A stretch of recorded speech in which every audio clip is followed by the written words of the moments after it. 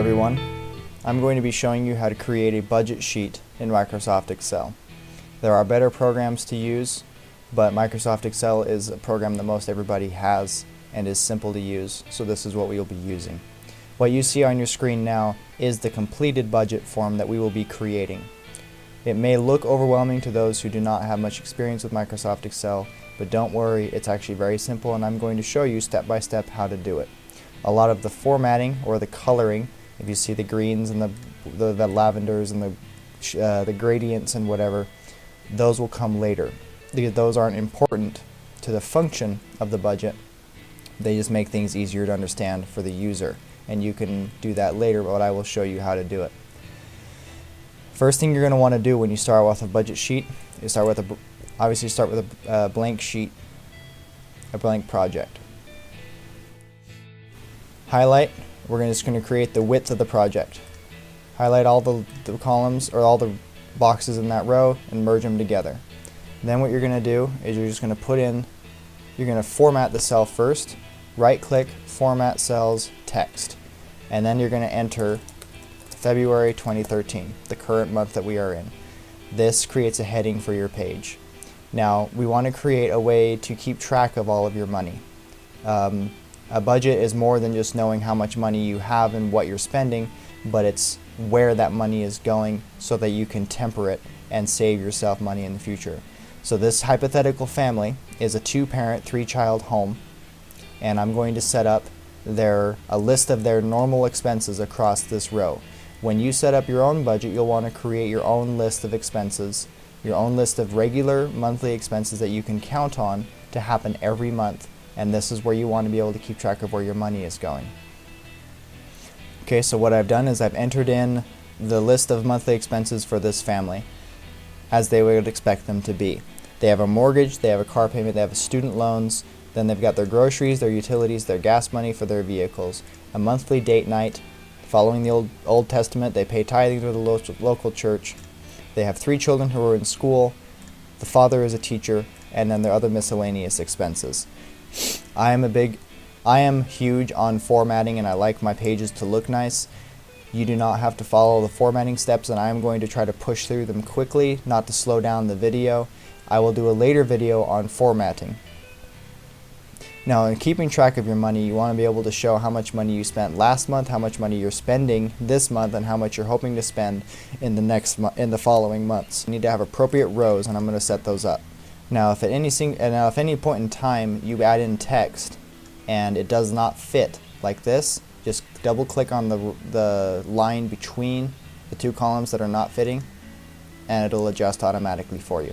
Now, everything in this box is going to be monetary value. It's all going to be numbers. So I highlight the box and just click the money, turns it into accounting. Now, anything I enter in here are going to be monetary values.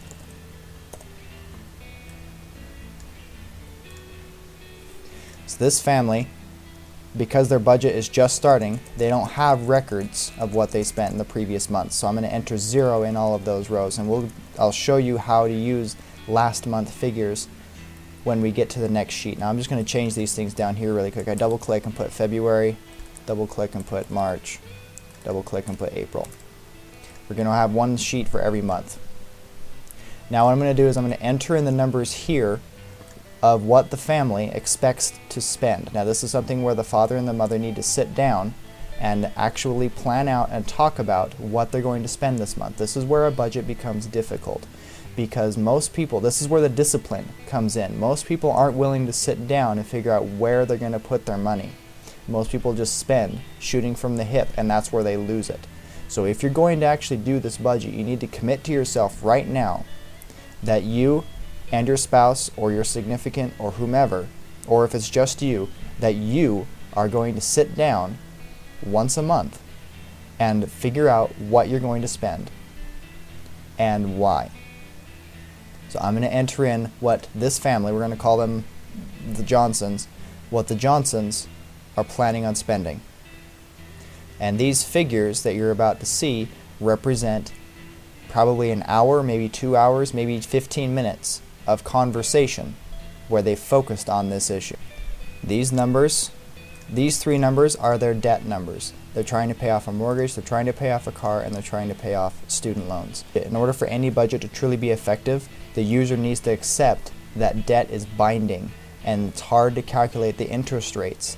And so this family is now realized this, and they're going to get out of debt. And we're going to be creating an entirely separate sheet for debt management. But I'm going to do that later. These three, they may not have that much control over how much they spend, but the rest of this, they may.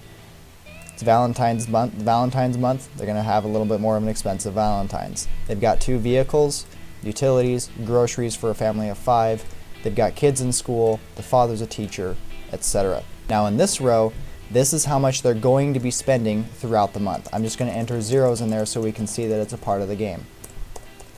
And in this row, balance left, this is going to be the sum total, or rather the balance of what they've spent throughout the month. Okay, now this down here at the bottom is what we're going to create right here. I'm putting it down here so you can see what the end product is, and then what you're going to see, and then how to create it. We want to keep track of the total income of the family. We also want to compare it to the previous month's income. Now you have to worry about, now we're going to have an allotment. This figure that will be right here is going to be the sum total of that. You've got the money, how much you've spent, and the figure that will be right here will be a soft total of how much you've spent throughout the month, because you're going to be updating your budget throughout the month here on this program. And then we're going to have a balance being the difference between this number and this number.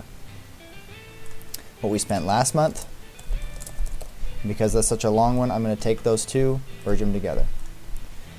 And then what we're going to do is we're going to show the values of what they have in their checking account and in their savings account. At the beginning of the month and at the end of the month. And then the balance between the two. These figures will be monetary, as will all of these. Now again, this is all, now what I'm about to do is a bunch of formatting. You can see what it looks like here. Okay, now that you have this set up, I'm going to show you a bit of formula, how to use formulas to your advantage. Allotment. Like I said, this total equals the sum of this. There's a really easy way to do this instead of getting out a calculator and punching those numbers in and then punching that number in there. Just highlight this box, come up here and click on Auto Sum. And that says right here, this box equals the sum of C3 through C9. Now that's not what we want. So you're just going to take highlight and just drag all the way across. Now that box equals the sum of B4 to L4. And you press enter. And it auto sums for you. Now one of the best things about that is, like I said, we were going to calculate this number later. Let's say after we calculate it, they decide the total is about 600. Watch this number when I press enter. Well, watch this number when I press enter. It automatically changes. The formula is still there, and anything we change in here will affect it.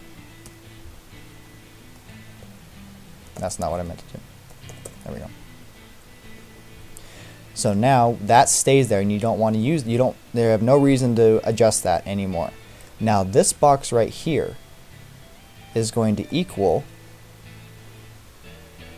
the sum total of that. Okay, so if I enter 2, that didn't do anything. So you have to actually use the auto sum. Highlight the box, press auto sum, highlight the row, bingo. Now it shows 0 because we have all zeros in this column. If you enter 300, it adds 300. If you enter in 10,000, puts 10,000. You can leave that there. Now balance, because again, allotment is what you're planning on spending, spent is what you've actually spent. So balance is going to equal, you press equal, this, you just click on it, minus that. Enter. So the balance shows 3,851 because Obviously, 3,851 minus 0 equals that. However, if you were to spend $1,000 on your mortgage as you were planning, automatically enters it there, automatically subtracts it there. Then you spend your $285 there, you spend your student payment of $356 there. You'll notice these numbers change automatically for you. Once you set up the formula in these boxes, you have no reason to enter numbers in there manually. This is your zone of alteration. You can even change this color. You can even change the color of these boxes as a reminder to yourself that you don't want to actually edit anything in them. However, whatever color you want to do, let's just do that. That's a reminder to you that you don't want to actually enter numbers into those boxes. Again, this number we don't know because they just started doing this month. Same thing with last month's income. Total income, we'll get to that in a minute. Now, let's say at the beginning of February, this family has $8,012 in their checking and $2,001 $3 or whatever into their savings account. And what's going to happen is at the end of the month or at the beginning of March, either one, they're basically the same thing. The Johnsons are going to sit down and they're going to look at their checking and savings account again, and they're going to enter in whatever the total is. Now you do this manually. There's no formula for that on here. So let's say at the end of the month, obviously at this point, at the beginning of the month, the Johnsons would not be entering these numbers in, but I'm going to show you how to set up the formula. Because right now the current values are 0. Well, let's just leave it like that. Now this box is going to be the same idea as this. These numbers minus these numbers to equal this.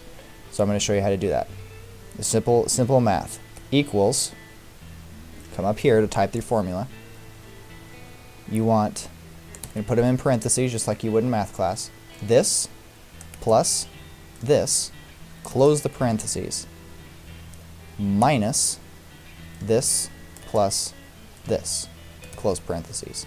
I forgot to put in the first one. That's okay. Go back up there, add it in. So now what it's doing, what this box is going to do, is going to add the two numbers from these two figures and add the two numbers from these two boxes and then subtract the second from the first. I press enter.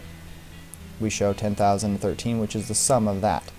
Now if at the end of the month our total is 7,954 and 2,001 and 03, then we've actually lost money. It shows that we've actually made money, but we haven't. Okay, so we need to change the formula because it's not right. So what we're going to actually do is we're going to take that, you can just Control X and move it to the front. Control paste, minus, oops, and enter. Now what it shows is we actually lost $58, which is accurate because this total is less than this total. This is the end of part 1 of the video. We've just begun. Please hit the link for part 2 to learn more.